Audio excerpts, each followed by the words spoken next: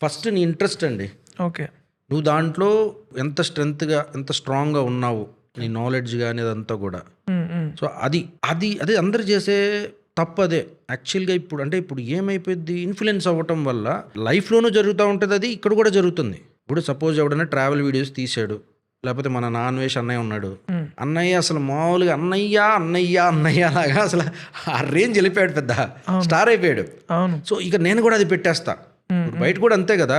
ఒకడు real estate పెట్టంగానే నేను కూడా రియల్ ఎస్టేట్ పెడితే మనకి బాగా డబ్బులు వస్తాయి. ఒకడు ఇంకోటి పెట్టంగానే ఇంకోటి. ఆ ఇన్ఫ్లుయెన్స్ అనేది తీసేయాలి ఫస్ట్ పాయింట్. ఓకే.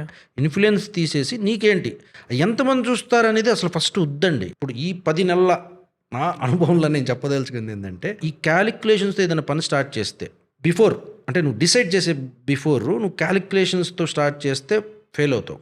ఓకే. నువ్వు నీకు నచ్చింది ఎలా క్యాలిక్యులేటెడ్గా చెయ్యాలనేది చేస్తే సక్సెస్ అవుతావు. క్యాలిక్యులేషన్ మీద ఫిక్స్ అవ్వకూడదు.